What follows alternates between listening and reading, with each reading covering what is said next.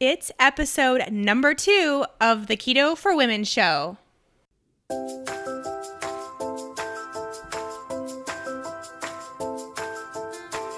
You're listening to the Keto For Women show, and I'm your host and nutritionist, shawnmynar. This show is designed to empower women to find their own expression of the keto diet to maximize their health and happiness. Now let's get started with today's episode.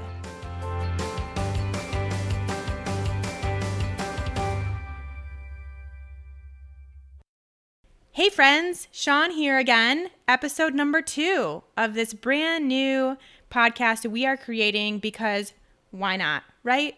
Podcasts are fun. This is going to be great. And we made it to episode 2 already, just like that. So today we're going to talk about a lot of awesome stuff. Really, I want to focus on kind of some of the mistakes that I see happen very frequently within the Keto For Women community. So that's going to be a huge piece of today. But first, I hope that last episode really gave you an idea of where we want this podcast to go, what we're trying to do here, a little bit more about me and my background and my history. I think that's really important. I know I spent a lot of time talking about it, but it's because I want you to see that not only am I a nutritionist, but I also have my own experiences that make me have even more expertise and knowledge and just this huge passion to help you. But not only that, I really want to spend a little bit of time just having you guys get to know me as a person. Like, I am a real person. I do fun things. I do weird things. I make mistakes all the time. I have Netflix binges. I'm just like you, right? I'm just like doing what everyone else does. And I want you to get to know that side of me because I think that also shows that, I'm real, but also I'm staying in this keto lifestyle and enjoying it and enjoying the benefits of it, but not totally changing my life because of it, not living in this like keto bubble where I can't hang out with my friends, I can't socialize or have a treat occasionally if I want it. There's just so much that can make this a lifestyle that I need to share with you guys, and I want to share with you guys. So before we get into today's episode and what we're actually going to talk about, let's just chat a little bit, shall we? Let's just get to know each other. So let me tell you a little bit about what's going on with me. And this is actually a really good segue into kind of talking about keto as a lifestyle because I just got done having lunch and I had some carbs and it was totally fine. It was actually delicious. So what I had for lunch, just got done eating, I had this gigantic salad. And when I'm talking gigantic, like I had to use a medium-sized mixing bowl because it was so huge. So the reason why I always eat salads, but I don't normally eat that big of a salad. But I joined a CSA, which stands for Community Supported Agriculture. And so what happens is I have this farm down the street, really big, nice, beautiful, totally organic farm. And they basically provide me vegetables from their garden, which I guess is this a gigantic garden because they do this for a lot of people in the community. I think they have hundreds of members. But they provide me veggies every week and I support their farm. Last week was our first week of picking up our actual vegetables for the week. And the lowest share was for 2 to 3 people. And I'm one person. And I just didn't think that I would have any problem getting through these vegetables because I eat so many veggies. But it's proving to be a little more difficult than I thought. So now I have to finish these vegetables because today is our second pickup. So in a couple hours, I'm going to get a whole new stock of vegetables. And I still have all of these in my fridge that I have to eat. So I had this gigantic salad trying to get rid of the salad mix that they gave me last week. And it's delicious, but it was big. But anyways, I also had I whipped up some salmon salad with some canned salmon and mayo and mustard. And then topped that with some olive oil and some salt and pepper. And it was delicious. But then on the side, I also had some plantains. So I whipped up some plantains and I felt really good.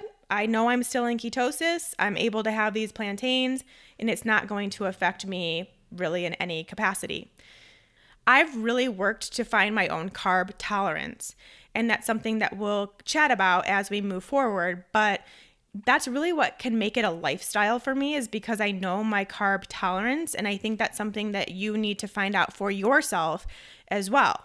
Because it may be that you can eat more carbohydrates, not that we need them, but just because, it's part of life, right? Carbs kind of creep in sometimes if we're at a party or out to eat or just something that sounds good. It's going to happen. So if you can find that carb tolerance, then you know it's not really a big deal. And then suddenly it's like, oh, I could do this forever. For me, I found that I tolerate a pretty decent amount of carbohydrates. Now, I think a big reason as to why that is because of the workouts that I do. Every person's carb tolerance is going to be different. If you are still in healing mode, if you still have blood sugar issues or PCOS or adrenal fatigue, thyroid issues, if you're still working on healing some of that stuff, then your carb tolerance may not be all that high, and that's fine. It doesn't mean it's there forever. It just means you're healing. And in order to do that, your body is going to need more of the fats for a while until you heal. There's that part that really does determine your carb tolerance. But there's also another aspect of carbohydrate tolerance that I really think has to do with your workouts. So for me, I am a big anaerobic type exerciser. And so if you want a really easy way to determine what kind of exercise you do, if you do any sort of activity for under 2 minutes, then it's considered anaerobic. So that would be something like lifting heavy, sprinting, jumping, kettlebell swings, those kind of things, where you do a set quickly, you get it done, you have this kind of almost maximal exertion, and then you're done. Whereas aerobic would be anything over 2 minutes. So anything that would be more like running, swimming, hiking, biking, walking, those kind of things, those are aerobic. Now, the difference is in an aerobic state, you really are burning through fat as that energy source. In an anaerobic state, you require glucose in the form of glycogen in your muscle to kind of help along that process. Now, your liver will help you supply that glycogen, so it's not like you absolutely need carbohydrates to get through a workout. There's many people that lift heavy and are ketogenic, and they're doing great. And I felt the same way. I really feel like my workouts are awesome in ketosis, but I also know that that's giving me a little bit more leeway when it comes to carbs, because I'm burning through that glucose that is being created immediately. Pretty immediately before or after a workout, I'm just really burning through that. And so that really helps, I think, with my carb tolerance level and being able to push that a little higher. Now, does this mean that you need to go start deadlifting 200 pounds? No, definitely not. I'm always in that boat where you should do the exercise that you like. If you like to road bike, then go road bike, and you're going to be great without carbs. You're going to feel wonderful in ketosis, actually. I also am really in the boat of people waiting to work out at that high of intensity until they feel good. If you are working on your adrenals, if you're working on your thyroid, if you're working on your hormones, anything to where you're not feeling ready to exert yourself to that degree, please don't. Please don't. You're in healing mode. There's plenty of time to get to that point where you can start exerting yourself to that degree, and then maybe your carb tolerance will change, but nothing we need to worry about right now. If you are feeling good, then go for it. I also think that it's really easy as something that you can do kind of quickly and without a ton of exertion. You can just do some like jump rope in your house, like jump rope for a minute and then rest for a minute, and then jump rope for a minute and rest for a minute. That's something that you could do that would potentially get you into that anaerobic state. You can do some squat jumps, jumping jacks, something like that, just really quick bursts to some degree of intensity. And that would potentially help, if you really feel like you need some carb tolerance changes. So anyways, that was a really long way for me to tell you that I had carbs for lunch and I'm fine.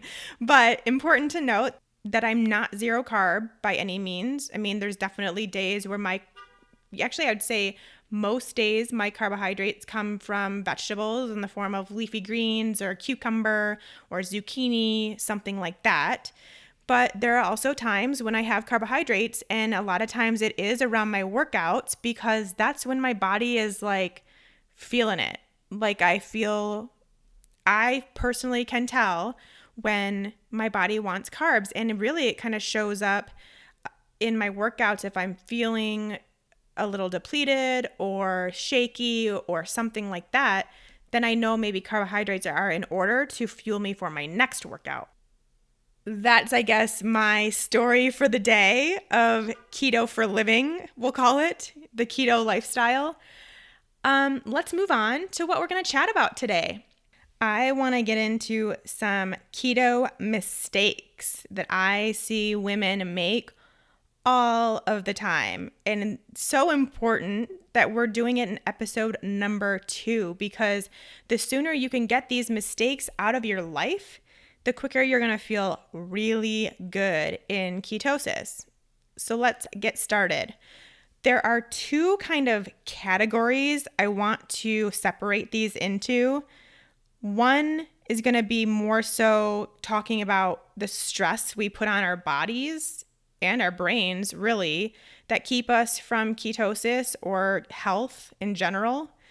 And then there's going to be the other side that's more so the actual, we'll call it, mechanics of ketosis. So there's 2 different ideas here with separate information. Let's start with our stress level.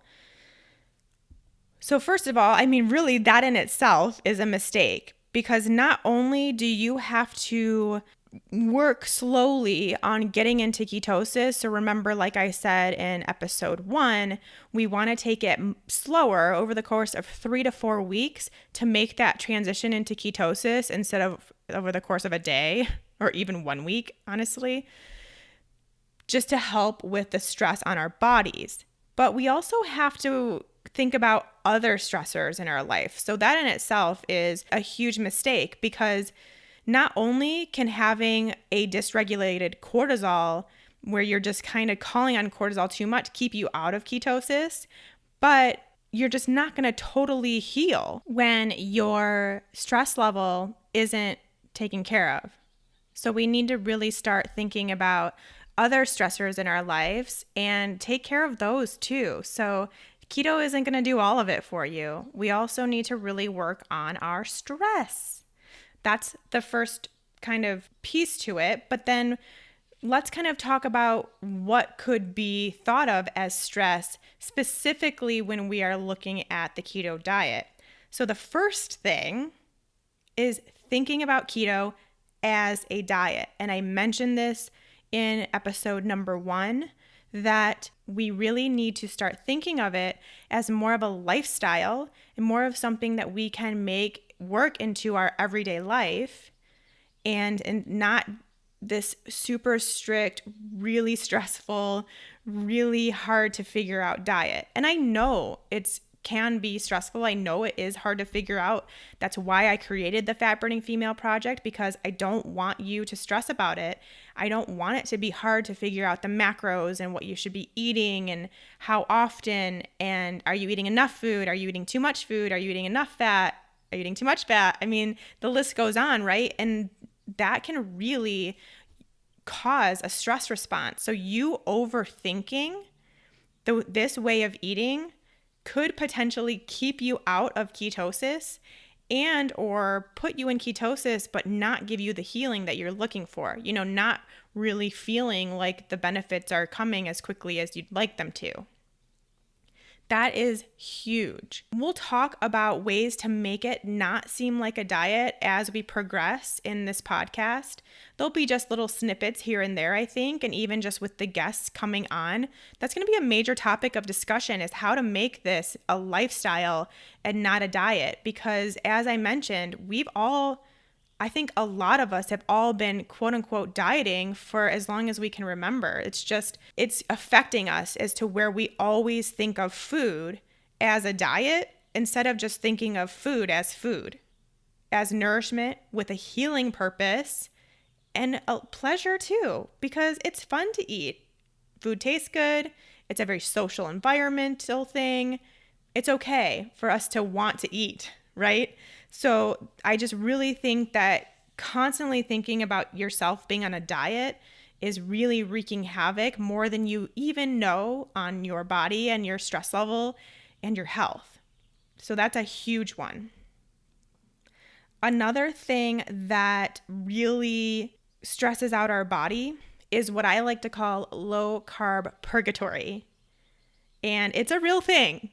And there's a lot of women using that term now because it's real and we want to stay away from it.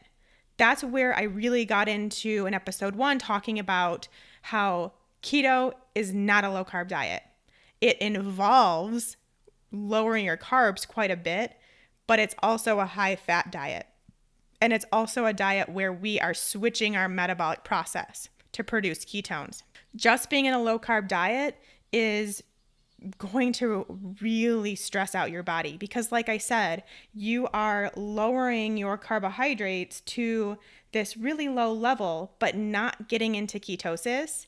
And that causes a freak out because suddenly you don't have enough glucose to get through the day. So you're going to feel hungry. Your body's going to be screaming at you. You're going to feel tired and weak, brain foggy, because you're not producing ketones that are this alternate fuel source. So you've lowered your glucose, it's gone, it's out of there, but you haven't produced ketones yet.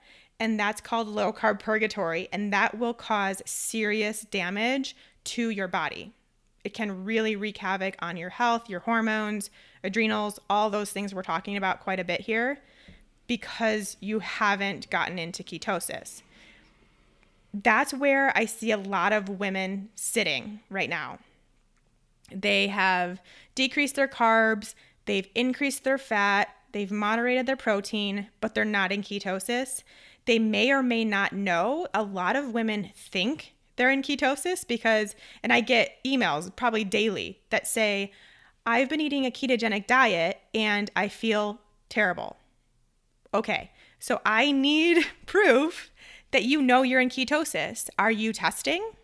Are you testing for ketones? Because if that's the case, then I can help you. If you're not testing for ketones, I really can't help you because I don't know if you're in ketosis. So I'm going to assume you're in low carb purgatory. And then my answer is you need to get into ketosis. And that brings up a point here that I guess could be another mistake is not testing. I know it's expensive. I know it could be something where you start feeling like you're going to become obsessive about it. I get it. I have the same exact personality. So I get that, but it just takes so much of the guessing game out of it for you and your body because you're getting your own personal information on if it's working or if it's not. I mean, what better way? And so if you use it for that kind of purpose, where all you're trying to do is gain information on your body and not seeing it as something that you need to keto harder or test 3 times a day or anything like that, then there's a lot of information you can gain from testing, and I highly recommend it. Now, it doesn't need to be something that you're doing for life either. I mean, I don't test for ketones anymore. But I have in the past. I did when I was starting ketosis because I wanted to learn about my body. That's how I found my carb tolerance. So that's how I really gained freedom. I actually gained food freedom from testing for ketones, as crazy as that sounds. Okay, so that's another mistake. Not testing for ketones and just assuming you are in ketosis because A lot of times you're not. And so that causes you to be in low carb purgatory, which was another mistake we talked about, and they kind of go hand in hand. We'll call this even one more mistake, not testing in the right capacity. I really highly recommend the blood ketone meter. It's the Precision Extra Blood Ketone Meter with blood ketone testing strips. I will link to both in the show notes. You can also use a Ketonics breath meter. Again, it's pretty pricey, but you're not constantly having to buy strips. You just kind of have it and it's always there for you. So it's kind of something that's more of an initial investment but then probably plays out over the long term. That's an option. I do not recommend the urine testing strips.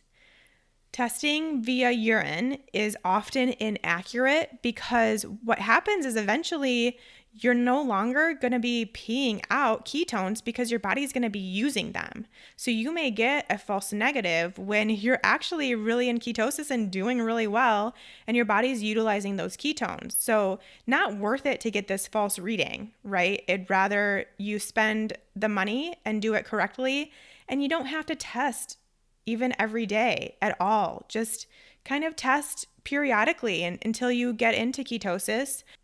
And then you can more so test for carb tolerance. So one mistake really turned into like 3 mistakes, but those are all really super important. We'll tie it in even further to go on with another mistake number 4 or 5, I think we're at now, which is giving up. So when you are in low carb purgatory, not totally sure if you're in ketosis, but not testing, like I said, you're going to feel terrible. You're not going to feel good. You're not going to have any energy. You're kind of going to be going through this like keto flu that doesn't end. And that is where a lot of women give up. And rightfully so. You know, if you're feeling that bad, it's affecting your life to that point, I'm sure, then you probably should just eat more carbs and start feeling better. You know, it's not, I really don't promote super low carb diets at all because I either want you to be in ketosis, which is a low carb diet with high fat producing ketones, or I want you to be eating carbs so that you have glucose for fuel, because otherwise you're just not fueling your body and you're not going to feel good. Those are the options. So if you're not doing ketosis, don't be in low carb purgatory. If that's the case where you feel like that's where you are, I think a lot of women quit too soon without just adding more fat. It's really as simple as that. I know it sounds crazy because you're probably already eating a lot of fat, but just eat more. Eat more, sleep really well, eliminate your stress, maybe calm down on your workouts, and it's going to happen.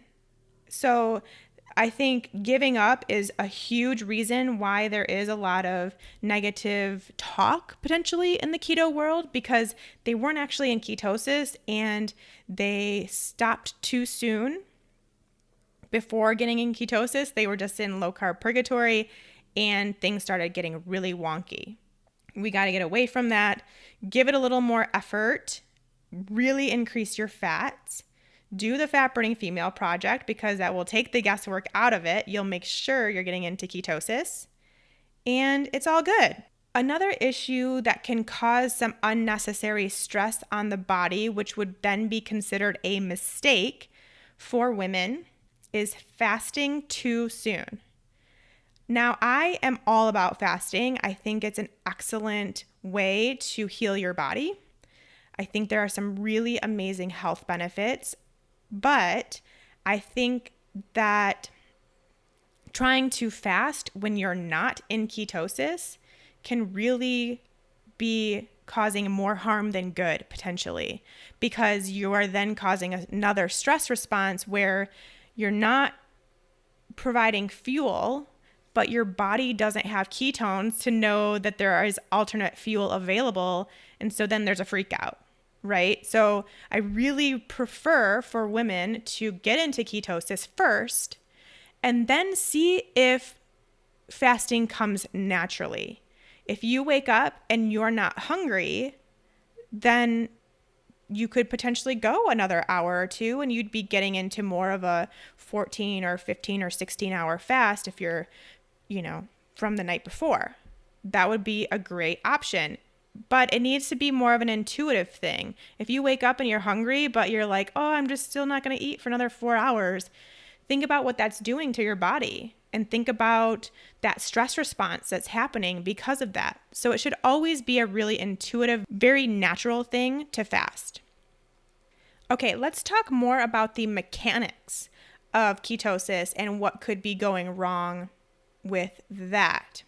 I think a lot of times when women are starting out with a ketogenic diet, they're starting out with a fat fear that still exists somewhere in the back of their heads.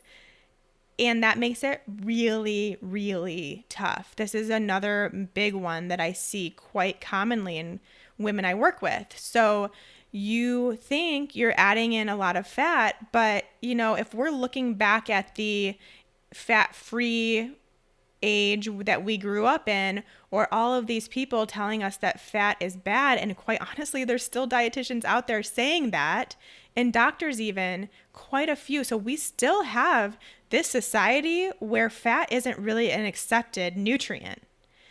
And if we're coming from that to then thinking, okay, I'm just going to eat more fat and I'm going to get into ketosis and it's great, you're still not eating enough fat. At that point, you're eating probably a more moderate fat diet than a very high fat diet. Adding a scoop or two of mayo to a meal is probably not going to be enough to actually get you into ketosis. You're going to need to significantly increase your fat intake, which means getting rid of your fat fear. How to do that? I think that's really actually an interesting question because it kind of depends on why you have this fear of fat. Are you scared of fat because of heart disease? Or are you scared of fat because of you don't want to get fat? How it got to be that fat in the diet causes fat on your body, I will never understand. I will just never get it. They're not the same thing. Unfortunately, they have the same word, but they're not the same thing at all. We know now from much research and really just people just doing it that a high-fat diet very often causes weight loss. So how does that make sense, right? If we're eating all this fat and we have so many people losing weight and getting to a very natural, comfortable weight for themselves, then that doesn't really correlate, right? I think where that came from is actually because, when it was a calories in versus calories out situation, which is also maybe something we should probably talk about in a mistake. When that was kind of our calories in versus calories out was kind of our way to lose weight, then it would make sense that if you're eating a nutrient that has 9 calories per gram versus one that has 4 calories per gram, so fat has 9 calories per gram and protein and carbohydrates have 4 calories per gram. So then it makes sense that the higher calorie item is going to make you fat, right? Because calories in versus calories out. But now we know that it's just not true. It's just 100% not true. And now that we know that, we can kind of debunk the fat fear as well, right? Now we know that it's really not fat that's to blame for weight gain. It's the carbs, it's the sugar, it's the insulin response that happens because of eating carbohydrates in excess. And it's the hormonal imbalances that take place partially because of dysregulated blood sugar. So there's that to blame too. It's not the fat. The fat's doing only good things for us. Now, remember, we're talking healthy fats. We're not talking canola oil, vegetable oil, grapeseed oil, those just weird processed, incredibly inflammatory oils. We're not talking about that. And that may be another reason why there is still the idea that fat causes fat on your body, Because if you're eating crappy oils, then yeah, you're definitely going to have some weight gain because of the inflammation that's happening from those oils. So that could be too, if you're talking about being concerned about your weight. So stay with those healthy oils, and then we're definitely getting all good benefits from eating as much of them as we possibly can. Now, if you're worried about heart disease, clogged arteries, those kinds of things that we have been told happen when we have a high-fat diet, that's also quite easily debunked. Cholesterol has gotten a bad rap because, well, one of its roles in our body is to kind of be almost like a Band-Aid when there is an adhesion, we'll say, in our arteries. So it acts as a Band-Aid. It goes to that site of damage and heals it and protects it. That's why it has come up that clogged arteries are because of cholesterol. It's actually true. But we need to look at why those arteries were damaged in the first place. Those arteries get damaged by glycation, which is essentially sugar. I'm going to dumb this down because it really helps in explanation even for myself. You can kind of think of, let's say, sugar scraping on your arteries, and the more scraping that happens, the more damage they get. It's like a Brillo pad on your arteries. Sugar is the Brillo pad. So of course, as we continue eating sugar in excess, that Brillo pad is going to cause damage. And that's when the cholesterol comes in to kind of repair that and help it out. So it's not the cholesterol's fault, it's the sugar. And once we know that and can think about that, then you can see how there are people treating heart disease with a ketogenic diet. Crazy, right? I think it just takes really conceptualizing that to a degree, like finally really letting that soak in before we can really understand the power of the ketogenic diet, but also that we just don't have anything to fear. We have nothing to fear when it comes to keto, and we have nothing to fear when it comes to dietary fat, right? That fat fear just really has to dissipate in order for you to truly do keto right. I'm sorry to tell you, it just is. And I mean, you really have to get rid of it because the amount of fat you're going to be eating is really high. That's going to be the best and easiest way for you to get into a ketogenic state. Okay? So let's just get rid of that. But that's a big one. That's a huge mistake, is just we're not totally over that fat fear from years ago. And like I said in episode 1, I didn't eat any fat for years and years and years. Now, thank goodness, I'm making up for it and I'm giving my body all the nutrients that it needs from the fat and feeling really amazing doing it. So obviously there's something to that. So moving on again to the mechanics. So there's the possibility that if you're not getting into ketosis, you're eating too much protein. And that's another really big thing that I see all the time. I think it comes from, if you are ever someone that has been in the kind of fitness space where you were trying to build muscle or get lean or whatever, you were told by who knows who, I guess probably personal trainers that know nothing about nutrition. No offense, I was a personal trainer and I knew nothing about nutrition. I just spewed information that I got from like Oxygen magazine to my clients. It was totally wrong. So I apologize to all my past clients for that. But anyway, we've been told in that world, and maybe it's just been something that you've heard coming about town, that we need lots of protein. So that's another one that's really hard to reconceptualize, that maybe we don't need as much as we thought. Yeah, protein is really important. We need amino acids for a lot of functions in our body, from building and repairing muscle to detoxification. It's incredibly important that we get protein in our diet. But we don't need as much as we think we need. There is a limit to where you're getting everything that you need, and then the extra just becomes glucose. And that's where we really want to find that sweet spot. Again, it's another thing that's different for everybody. Some people may not do well with all that much protein, or it might be a situation where too much kicks them out of ketosis. Some people might be able to have a higher amount. It probably does have to do a little bit with the amount of lean muscle you have on your body, perhaps. I don't know. That's just a guess. I do not know that. It's not something I've studied. I'm just putting it out there. But you have to find your protein tolerance as well. And so if you know for sure that you're eating tons and tons of fat and very little carbohydrate and you're still not in ketosis, it's time to look at the protein, because we may need to do something with that. Just lower it a tad, see what happens. You'll probably be feeling good soon.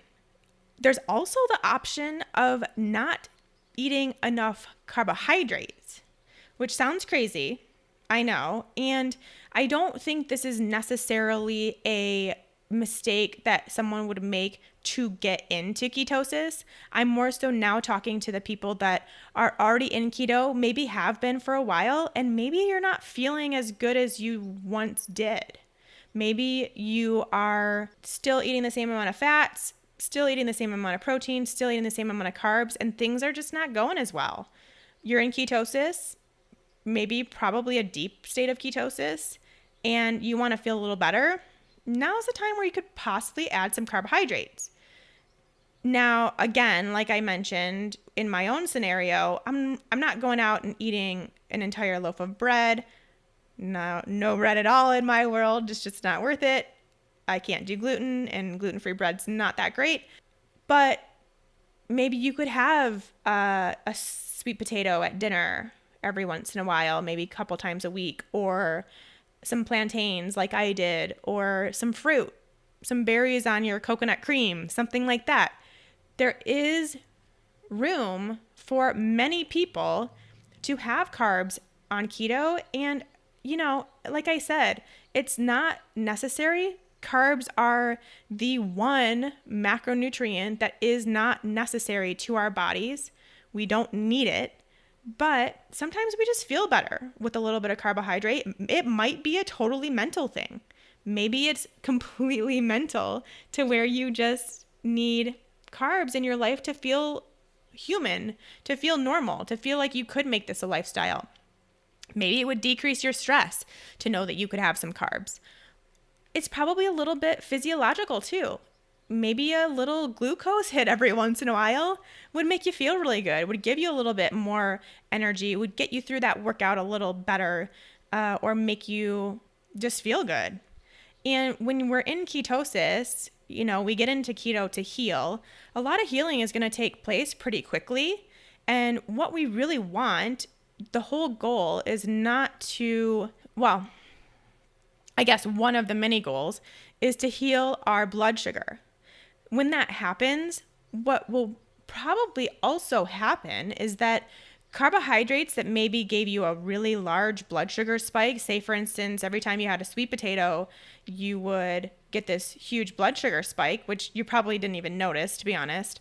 But now when you have a sweet potato, you may barely get a blip on the radar. It just really can heal and change what your body reacts to as far as a blood sugar response. And that's what we really want. I mean, we want to find those carbohydrates that when we eat them doesn't cause this massive blood sugar response and insulin response, because that's what's really going to continue our healing process, taking out those huge blood sugar spikes and dips, which I'm going to do a whole podcast episode about that coming up real soon. So be on the lookout for that, because I think it's important that we understand what our blood sugar looks like and does on a regular basis. But if you're keto and you're eating keto 90% of the time and you have a sweet potato for dinner a couple times a week, you're still having such amazing blood sugar response that having a little blip of blood sugar on your radar isn't going to do any damage. and it would provide you, again, maybe a little glucose hit that you feel like would work really well for you, or maybe just feeling like a normal person and having carbs, because sometimes carbs just are there and they just sound good, right? That could be another thing. And it's like I said, it's not a mistake of getting into ketosis, but if you're not feeling great once in ketosis, give that a try. Give yourself a little bit of carbohydrates, see how you feel. It would also be really cool to test your blood sugar when you are eating those carbs. So an hour and 2 hours after that meal that has carbohydrates, and see what it does. See if you have less of a blood sugar response or have a very minimal blood sugar response, because then you know. And it also really is an indicator that then you know that you tolerate those carbohydrates, but you also know you're still in ketosis if it's a pretty small response. And that's another way to look at your carb tolerance, besides just testing for ketones. Okay, so this kind of is one that goes for both. It's a stressful scenario. It's also a mechanical issue within keto, and that is being too restricted.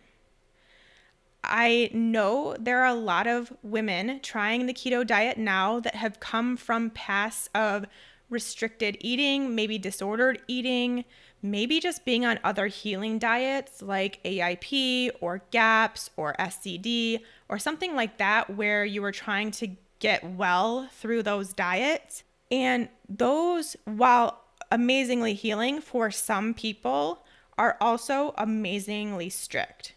I was on AIP for 9 months, and then again for probably about 3 months. So probably total a year in my entire life.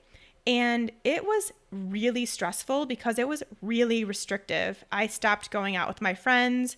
I would just sit at home on the couch because I couldn't eat anything that was out. And I find myself to be really good at finding things on menus and just making it work. Have found both keto and paleo to be incredibly easy to do that with.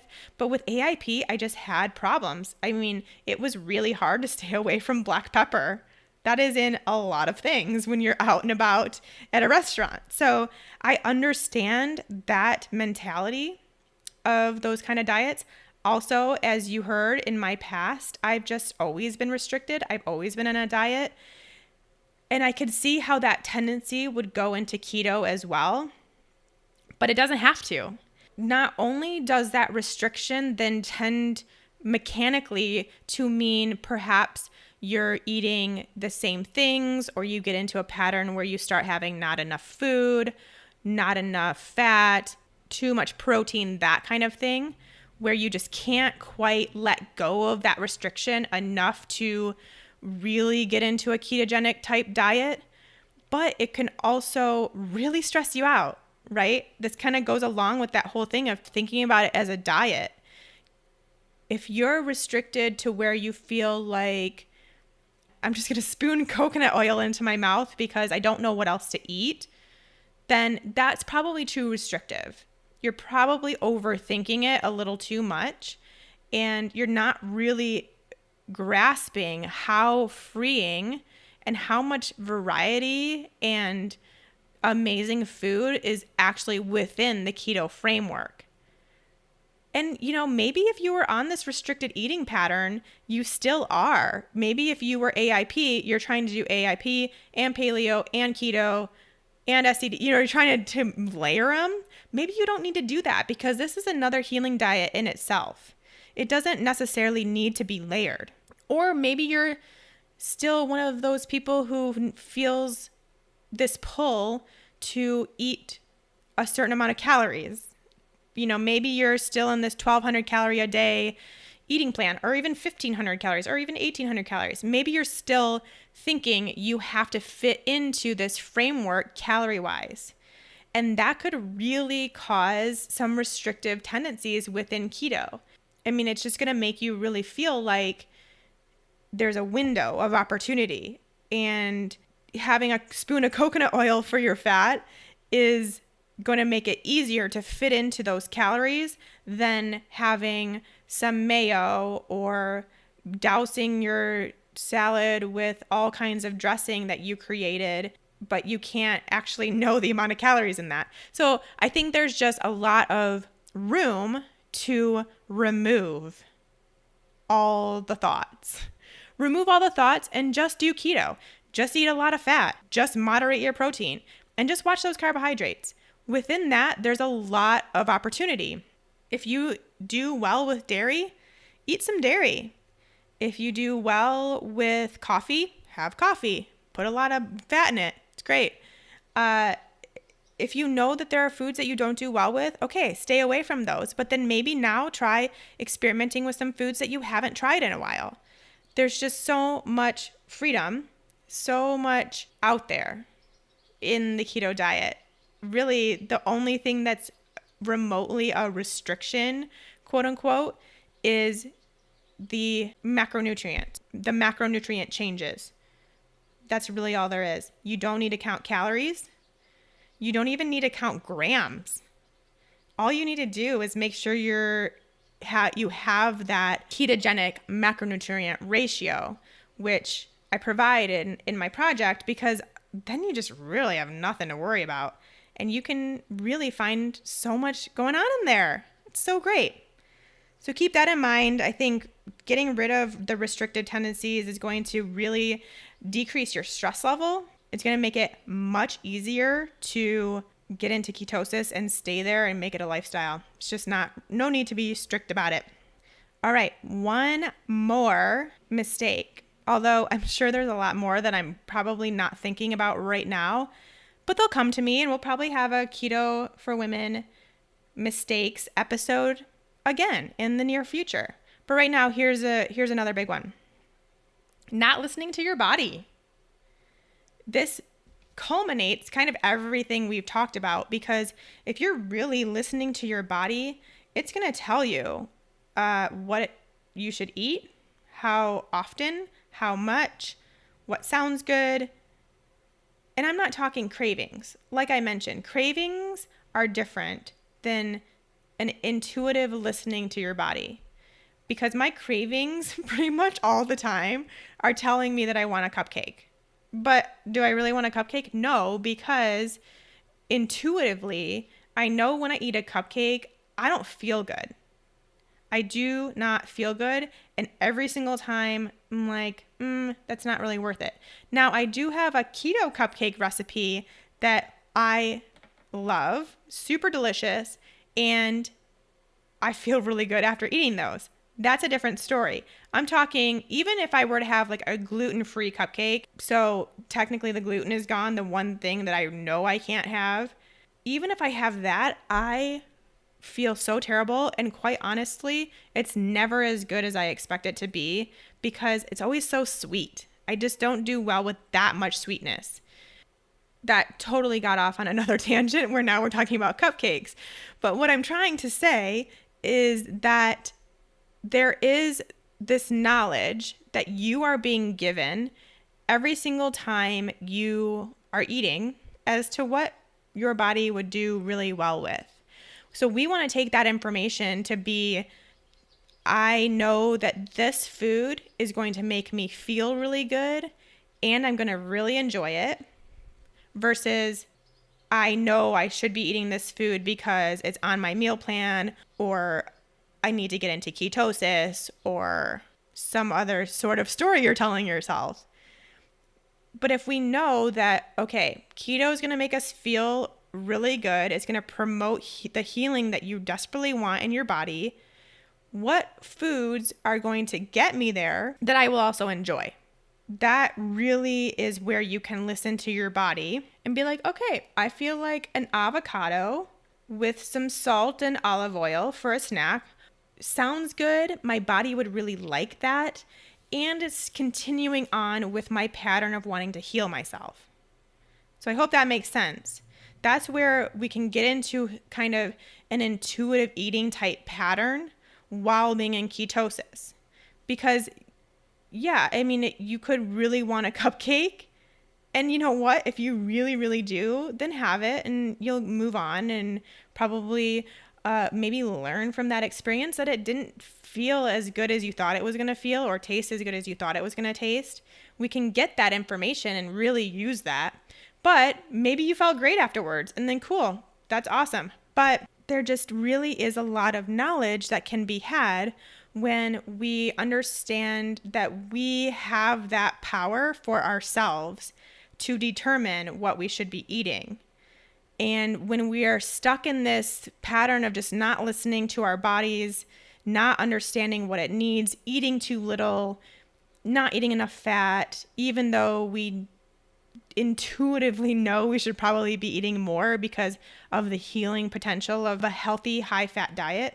When we just get into this pattern where we stop connecting with our bodies, then getting into ketosis and staying there and making it a lifestyle is going to be really tough, because then you're becoming robotic with your foods and with your meals and plates and not thinking enough about what sounds good, what you want, what your body needs, what's going to be most health promoting. Answer those questions. That will lead you to being in this amazingly easy keto state, I promise. Okay, there were a lot of mini tangents in there, so I apologize for that. There's also probably a lot in there that you want me to expand on. Totally cool and totally understand that. If so, let me know. Send me an email, shawnmynar@gmail.com. Let me know what topics you want me to expand on and make more, maybe a little more sense about. Maybe give you a little bit more of a dumbed down analogy. I think that really helps a lot for me as well. Let me know. I'm happy to do that. And we can revisit these topics as we see fit. What else do I need to talk about? So again, remember, if you have any ideas for upcoming episodes, I'm all ears. If there's someone that you would like to hear from, someone you'd like me to interview, if there's a topic you'd like me to chat more about, if you have questions, I feel like as we progress in this podcast, a lot of our episodes are going to be listener question based, because I know there's a lot of questions. I mean, I see my inbox in my email every single day to know there's a lot of questions when it comes to transitioning to keto and to staying in ketosis. I know there's a lot of that out there, and I'm happy to answer those questions and to really give you some insight. Feel free to let me know. Again, send me that email. Make sure to let me know what you think of the podcast over on iTunes. Leave me a review.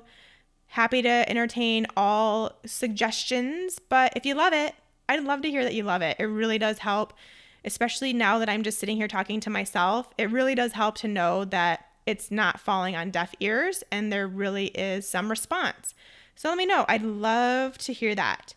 Make sure you're subscribed on iTunes or wherever you get your podcasts so that these episodes pop up automatically for you. And yeah, other than that, we'll see you guys in episode number 3. We'll get even deeper into our hormones and why we need keto for our hormones, which is always a fun conversation, at least in my opinion. I think it's a great topic. All right. Bye, everybody. Hey, lady. Do you want to make sure that you are doing the ketogenic diet the right way for you? Do you want to make sure you're getting all of those amazing benefits that come with producing ketones and not putting any extra stress on your body? Then head to my website and check out the Fat Burning Female Project. We have a new class starting soon, and I'd love to have you be a part of it. Head to bit.ly/fatburningfemale. That's bit.ly/fatburningfemale, and make sure to sign up to get a notification of when the next class will be. Can't wait to see you there.